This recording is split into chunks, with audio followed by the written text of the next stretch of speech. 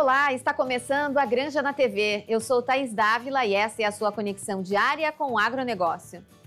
Começa amanhã a edição natalina da Feira Sabor Gaúcho em Porto Alegre. Até quinta-feira, a sede administrativa da Casa da OSPA, no Centro Administrativo Fernando Ferrari, recebe 12 agroindústrias familiares que apresentam produtos especiais para as festas de fim de ano.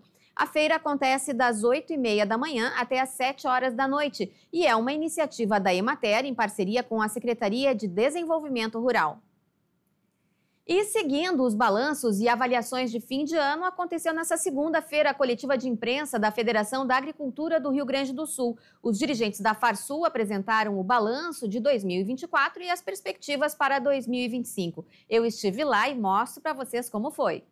As perspectivas apresentadas pelo economista-chefe da Farsul durante o balanço não foram positivas. Toda a conjuntura aponta para indicadores que não são bons para o agro. Esse cenário motiva um conselho para o produtor reduzir a alavancagem, afinal, cada real importa. O produtor gaúcho ele está numa situação de endividamento muito elevado, alavancagem muito elevada, e essas duas coisas elas não combinam com o cenário de juros que nós estamos vendo pela frente.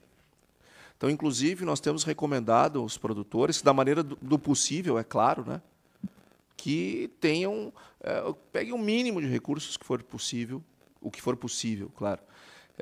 Tenham uma preocupação muito grande, desde agora, com os recursos para a próxima safra, porque nós vamos ter escassez de recursos, porque o governo está competindo com a gente pelo mesmo dinheiro, e nós vamos ter juros ainda mais caros ao longo de 2025.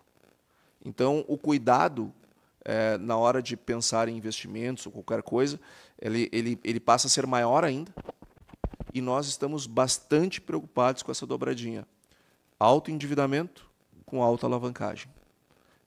Num cenário de juros como nós estamos, isto é bastante perigoso. Pela primeira vez, a entidade não apresentou números próprios de projeção de safra. A explicação: não se sabe como a lavoura foi plantada. Nossas projeções elas são feitas a partir de modelos. Nós não fazemos pesquisa de campo, nós fazemos a partir de modelos. Só que faz 3 anos que nós não temos uma safra direito. Então, nesse período houve evolução tecnológica, enfim, e nós entendemos que, tecnicamente, nós teríamos um dado prejudicado. Então, optamos, até em respeito ao trabalho de vocês, por não trazer as projeções. Mas nós trouxemos os dados que estão sendo distribuídos pelos institutos. Aqui, começando com o IBGE, mostrando que, de fato, nós tivemos uma queda na área colhida este ano. E essa área que deixou de ser colhida, ela se deve diretamente aos problemas relacionados às enchentes. Então, nós deixamos de colher 2,7% da nossa safra e, ainda assim, nós tivemos um aumento de 30% na nossa produção. Bom, quer dizer que o ano foi maravilhoso? É claro que não, senão nós teríamos colhido toda a safra. É que o ano de 23 ele foi tão ruim, mas tão ruim, que até que nem a enchente conseguiu ser pior. Para nós, falta de chuva é muito pior do que excesso de chuva. Nós vemos isso ano a ano. E aqui nós trouxemos as projeções do IBGE, da Conab, da Emater, todos eles trazendo ampliação na produção, o que é razoável de se esperar. Ou seja, está todo mundo mais ou menos alinhado com o tamanho da safra, deve vir maior se colhermos. E eu acho que essa é uma questão importante. Quando os institutos trazem as previsões, as projeções, elas estão falando sobre aquilo que está sendo possível de visualizar hoje. Então, em anos anteriores, nós também tivemos essa visão positiva que depois terminou sendo frustrada. E eu quero dividir com vocês que nós estamos preocupados. Nós estamos preocupados com 2 coisas. Primeira delas, que aquela área plantada, ela foi plantada, nós não temos dúvidas. Gente, hoje tudo é monitorado por satélite. Não adianta dizer que não é, é. O dado monitorado por satélite não há dúvida. Agora, nós não sabemos em que condições aquela área foi plantada. Nós sabemos, sim, que muitos produtores tiveram muita dificuldade de acesso a crédito, seja por escassez, seja por atraso nas liberações, por conta de todo o processo que houve neste ano. Nós não temos certeza da qualidade do plantio. Este é o segundo motivo que nós resolvemos não fazer projeções. Antônio da Luz alerta que, em comparação com o PIB nacional, o Rio Grande do Sul está ficando para trás. Esta é uma realidade do estado do Rio Grande do Sul e nós, como gaúchos, precisamos pensar. Ficar para trás não é numa corrida. Nós estamos empobrecendo. Isso precisa ficar claro, nós estamos ficando mais pobres. E os nossos filhos, os nossos netos, vão ter cada vez mais atratividade fora daqui do que aqui. Porto Alegre está diminuindo a população. Ela já começou, o que no Brasil vai acontecer daqui 20 anos, Porto Alegre já está acontecendo. E isto não é por outro motivo que não o empobrecimento. Quando nós olhamos, vejam que nós estamos nos distanciando, mas tem alguns pontos que geram essa distância. Esse outro gráfico mostra a diferença daquelas curvas. Observem onde é que essa diferença aumenta. Quando nós temos estiagens. E pensem, os crescimentos econômicos, eles se dão sobre uma base. Se o PIB cresce 3%, é sobre o PIB que tinha. Quando nós deixamos de crescer ou encolhemos, aquele ano de crescimento sob uma base mais fraca, ele nunca mais será recuperado. Ao repórter Jorge Bittencourt, o presidente da Farsul, Gedeão Pereira, explicou o peso destes 3 anos de dificuldades. Começou lá em 22, que já foi uma safra muito comprometida pela seca, que se repetiu em 23, e agora esse ano de 24 com excesso de chuva, que ainda assim mesmo nos chamou a atenção que com excesso de chuva nós colhemos mais que com a falta dela. Então tivemos grandes prejuízos materiais, principalmente nas regiões dos grandes rios, aí nós porque realmente tivemos muita destruição, mas nas outras regiões do estado não foi tanto assim. A metade norte, que é soja, já tinha praticamente terminado a colheita de soja, a metade sul, o arroz já estava com a colheita muito adiantada, tivemos grandes impactos na soja da metade sul, porque ela é a colheita mais atrasada, então nós não tínhamos janela para colher, então se perdeu soja na lavoura, apodreceu soja na lavoura, e na região do litoral também, que ficou muita lavoura embaixo d'água. Então esses foram os impactos maiores, e assim mesmo que colhemos aí qualquer coisa em torno de 19 milhões de toneladas para uma previsão de 23, 24. Em compensação, na seca de 22 e 23 nós não passamos de 12, 13 milhões, veja bem a diferença. Então, o produtor veio descapitalizado já do passado e ainda foi mais impactado por este ano, que agora sim culminou com as grandes dificuldades. Tanto é que nós já temos aí renegociados, produtores, mais de 160 mil CPFs que tiveram que renegociar suas dívidas junto ao sistema financeiro.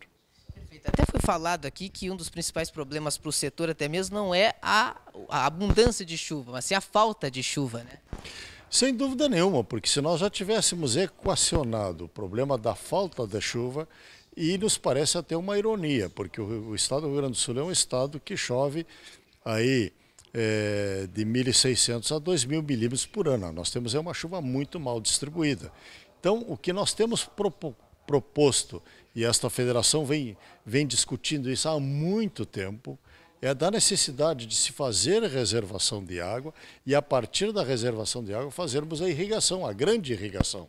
Porque, na realidade, o que nos falta é isso, porque água temos.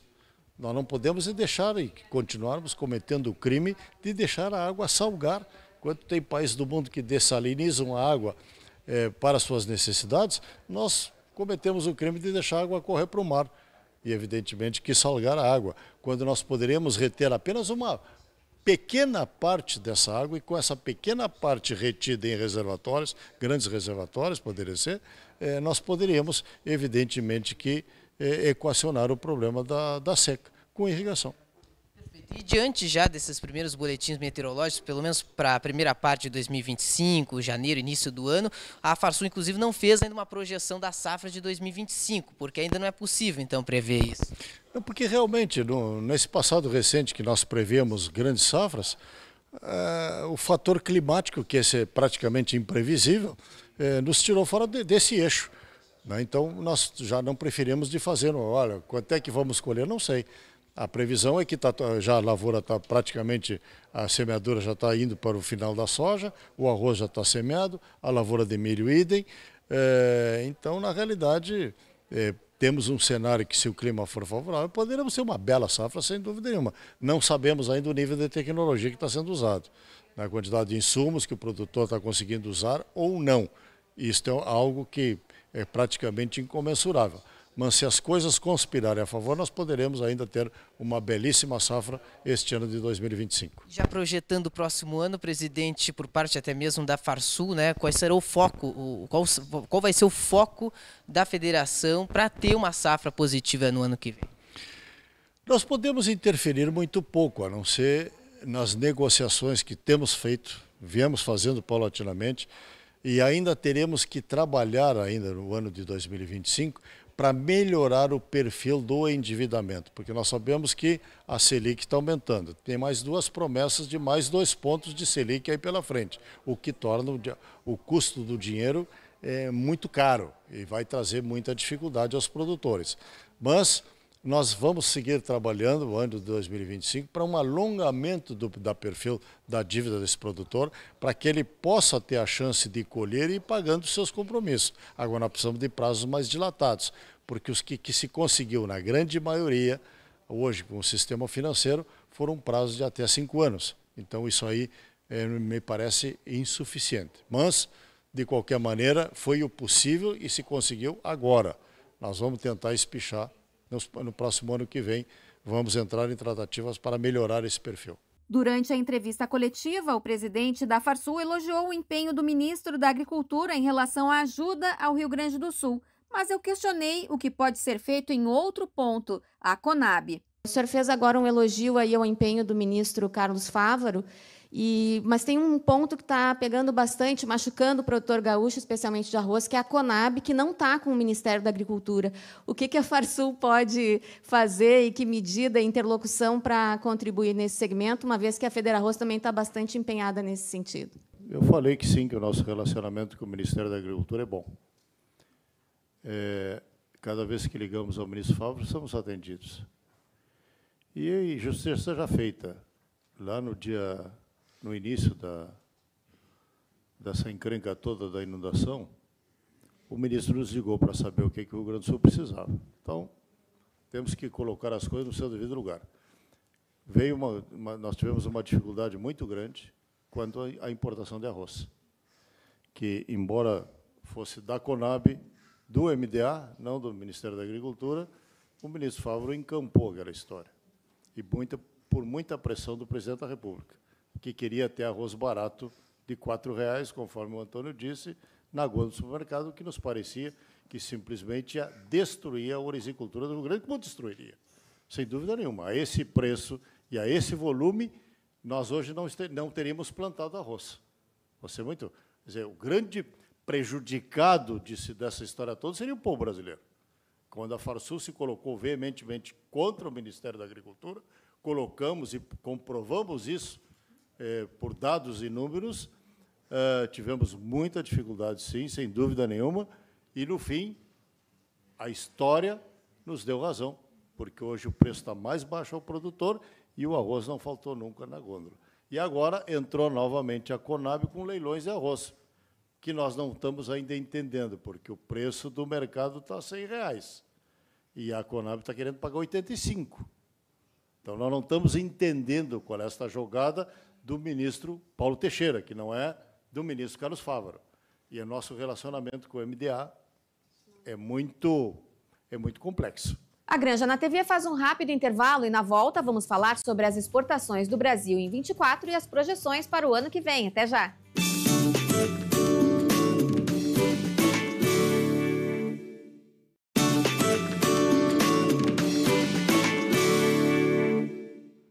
Estamos de volta com a Granja na TV e o futuro do seu filho começa pela escola em que ele vai estudar. A rede de escolas da Ubra tem um recado para você. Matrículas abertas na rede de escolas da Ubra. Aqui seu filho vive um mundo de novas possibilidades a cada dia. Faça parte de uma comunidade com experiências de ensino com humanidade para além do ambiente escolar. Aqui você encontra atendimento individualizado, valorização do esporte em todos os níveis de ensino, ênfase na língua inglesa, iniciativas e projetos inovadores. E ainda conta com aulas de robótica, educação tecnológica e cultura maker, além de desenvolver em nossos alunos uma mentalidade empreendedora.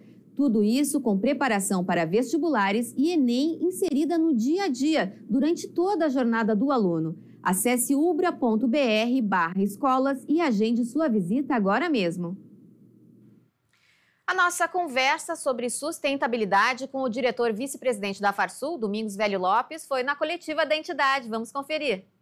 Na coletiva de balanço e perspectivas da Federação da Agricultura do Rio Grande do Sul, a irrigação e a questão dos licenciamentos ambientais para o uso da água foram temas muito debatidos. E hoje aqui comigo está o Domingos Velho Lopes, diretor vice-presidente da Farsul, e nosso comentarista aqui na Granja, hoje lado a lado, Domingos.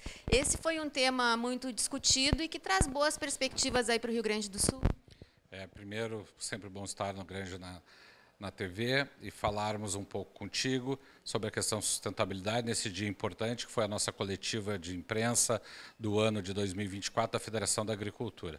De fato, falamos da área econômica, seguro, a questão política, e na área da sustentabilidade, versamos sobre a irrigação. Tão importante o crescimento, as evoluções que tivemos através do PL sancionado pelo governador do Estado, vindo da Assembleia Legislativa, que permitiu a intervenção em áreas de preservação permanente, que está sendo regulamentado agora pelo Conselho Estadual do Meio Ambiente, pela Secretaria Estadual do Meio Ambiente, que em muito irá acrescentar a possibilidade de reservação de água no Estado e que temos certeza que fará um grande trabalho competente a SEMA nesse aspecto. E, além disso, a revisão da resolução de irrigação do Estado do Rio Grande do Sul, que trabalhou de forma unânime, chegando a uma conclusão de uma nova pauta, uma nova resolução, focada nos mananciais e não em equipamentos, não em área já consolidada e irrigada, fazendo com que nós tenhamos a possibilidade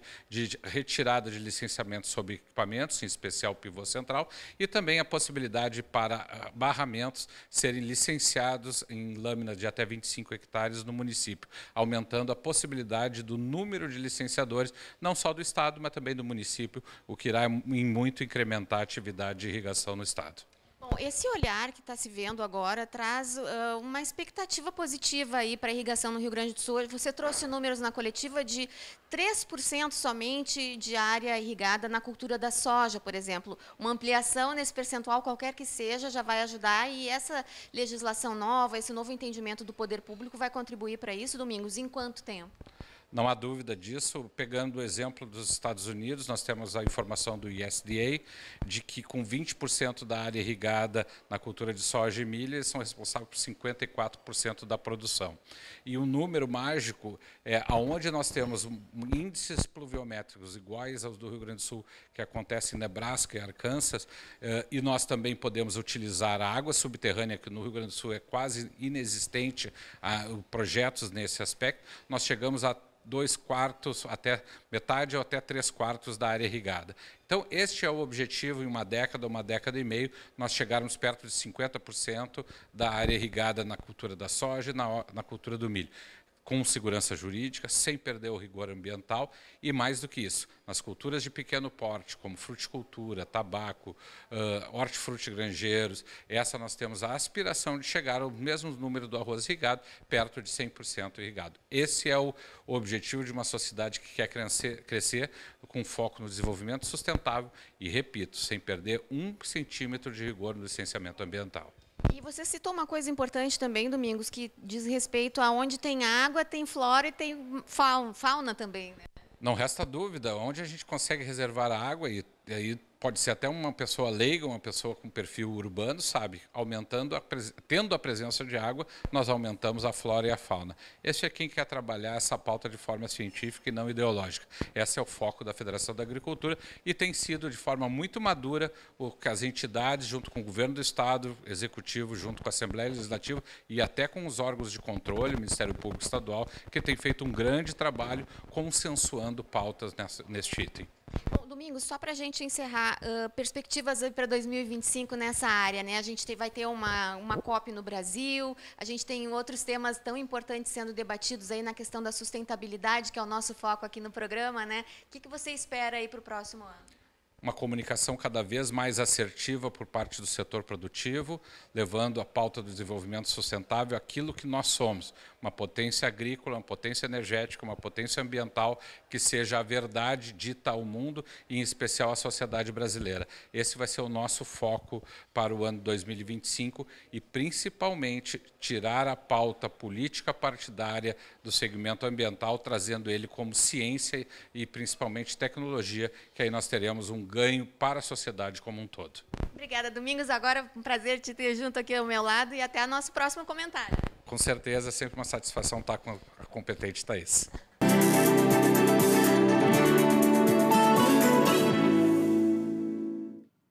Saímos daqui, vamos para a Alemanha com o nosso correspondente Leandro Mariani Mitman, na União Europeia. Leandro, como a gente falou no primeiro bloco, essa é uma semana de balanços e avaliações. E na coletiva de fim de ano da Confederação da Agricultura e Pecuária do Brasil, as exportações foram um tema de destaque. E aí, tudo bem? O que a CNA projeta aí para as exportações brasileiras no próximo ciclo? Olá, tudo bem, Thaís? Exatamente, na semana passada, a Confederação da Agricultura e Pecuária do Brasil aí fez aquele tradicional balanço sobre o agro no ano e já projetando o próximo, assim. E um dos temas... e aí eles abordam desde política brasileira, economia brasileira, até questões bem objetivas do agro, sobre produção, produtividade, clima, enfim. E um dos itens, claro, que foi a questão do mercado externo, né? O mercado externo do agro aí, por toda a relevância que o mercado externo, que o agro representa para o Brasil na questão de exportações, né? Bom, falando de 24 ainda, que o ano ele não terminou, o balanço, né, de certa forma, um pouco parcial, porque ainda faltam os números de dezembro, né? Mas já dá para ter uma ideia de como é que foi 24, né? Bom, deverá ter, segundo a CNA, né, deverá repetir os números do ano passado, uma projeção leve aí de um aumento de 0,3% para 166 bilhões de dólares, ou seja, o agro brasileiro deverá vender esse ano para o exterior 166 bilhões de dólares. É um número importante, bastante significativo, porque é só pegar esses 166 e multiplicar por 6, que está o dólar hoje, para ter uma ideia do volume de recursos que o agro trouxe para dentro do Brasil em 24, né? Reiterando que esse número repete o ano passado, e aí na conversa ali se expôs assim, que só 23 anos atrás, lá em 2000, o Brasil exportou 20 bilhões, ou seja, em 23 anos, o 24, né, se expandiu o volume de vendas do agro brasileiro em 8 vezes. É um número absurdo, né? E aí continua, e aí os principais parceiros seguem assim os do ano passado, assim, a China em primeiro lugar. A China representa aí praticamente 1/3 do que o Brasil vende, enfim, 35% mais ou menos. Em segundo lugar, a União Europeia, que é o segundo maior cliente do Brasil aí. Até novembro foram 21 bilhões de dólares embarcados aqui para a União Europeia, aí digamos assim, com destaque para café, por exemplo. A gente até já trouxe aqui essa questão do café. E aí, em terceiro lugar, os Estados Unidos, né? E também é um parceiro bastante importante do agro, né? Ô, Leandro, só te interrompendo um pouquinho, eu estava fazendo as contas aqui, né? Dá quase os 166 bilhões de dólares, dá quase 1 trilhão de reais. E no ano passado, em dezembro do ano passado, no dia de hoje, o dólar estava 4,89, estava abaixo de 5. Então, quer dizer, uma grande diferença aí na balança em reais, né? Na balança comercial brasileira. Pelo menos em reais tá superavitário aí. Não, com certeza, assim, o dólar, para quem vende para o exterior, o dólar, quanto mais alto, melhor. Isso é bastante óbvio, assim. Então, enfim, você fez esse cálculo aí de um volume gigantesco aí, de bilhões e bilhões de dólares que irrigam a economia brasileira, e isso tem a ver aí com o Rio Grande do Sul, tem a ver com a exportação de fruta lá no Nordeste, tem a ver com a soja lá do Mato Grosso, tem a ver com o açúcar lá de São Paulo, digamos assim, é um dinheirão que entra para a economia brasileira. E o governo federal anunciou, e já vinha já um trabalho desde o governo anterior aí de abertura de mercados e tal, e isso acaba demorando um pouquinho de fato para acontecer, porque depende de protocolos sanitários, são coisas que às vezes fecham tanto, né? O governo federal vem anunciando a abertura de 200 novos mercados, porque daí pega cada produto para cada destino, e isso demora um pouquinho para acontecer de fato essa agregação aí de dólares na balança comercial brasileira do agronegócio, né? Exatamente. E esse foi um dos itens abordados. Assim, o Brasil precisa, e é importante, diversificar a pauta exportadora, mais ainda do que ela já é. Você acabou de mencionar isso, são mais de 200 mercados abertos só esse ano. 200 mercados não seriam exatamente 200 países, mas 200 produtos para diferentes mercados. Assim, pode ser, sei lá... Pena de galinha para o Canadá, para o Japão. Sim. Tal país que passou a importar 5 produtos diferentes, seriam 5 mercados, né? Porque aí entra uma das abordagens da exposta lá pela CNA, que é a China, ela quer diminuir as importações, e isso é assustador, sabe? Porque a China, ela quer diminuir a compra externa de soja, milho, trigo e arroz. Tá, o arroz do brasileiro não é tão relevante assim na pauta exportadora, mas milho e soja é muito importante, assim, e a China está pensando em diminuir, ela quer ser mais autossuficiente. Lembrando que a China tem algumas dificuldades muito importantes, assim, para abrir áreas novas. Acho que 16% em torno da área da China digamos assim, agricultável. Mas, de qualquer forma, a China, a gente sabe que tem, digamos assim, uma gestão bastante centralizadora, que se o governo decidir cortar 10% das exportações, é cortado mesmo, né? Sim. Ao contrário do Brasil, que o mercado manda um pouco mais. Mas, enfim, esse é um rápido balanço, assim, as perspectivas para o ano que vem também são bem importantes, e também se trouxe muito essa questão política, já, sobretudo com relação à Europa, que é a União Europeia. Afinal, foi o ano aí que se passou a abordar essa questão da EUDR, aí, que é essa lei de desmatamento aí, que conseguiram adiar para o final do ano, final de 25, mas no final de 25 é para entrar em vigor essa lei, e houve esse acordo Brasil e Mercosul, fechado agora, faz uma semana, que também depende de um monte de ajustes. A gente está trazendo aqui, a Europa está aí, tem alguns países da Europa que estão reagindo, não querem, a França, sobretudo. Aliás, a França merece sempre uma abordagem à parte aí, porque a agricultura francesa ela é bem fechada, eles são muito preocupados com o agro brasileiro. Mas, enfim, dando um balanço muito rápido aí, o agro brasileiro no mercado externo foi muito bem esse ano, e se espera um ano que vem também bastante importante, mas tem essas questões políticas aí, também tem o governo Trump, aí nos Estados Unidos, que promete fechar mais a economia americana, também vai fechar para os chineses, isso pode abrir para o Brasil. Enfim, vai ser um ano bem interessante para a gente abordar mercado externo, agro brasileiro e mercado externo em 25, Thaís. Então já vamos combinar uma coisa, Leandro, na quinta-feira vamos conversar um pouco mais sobre França, porque sabemos aí que a Confederação da Agricultura e Pecuária também falou sobre isso. Vamos deixar marcado para quinta?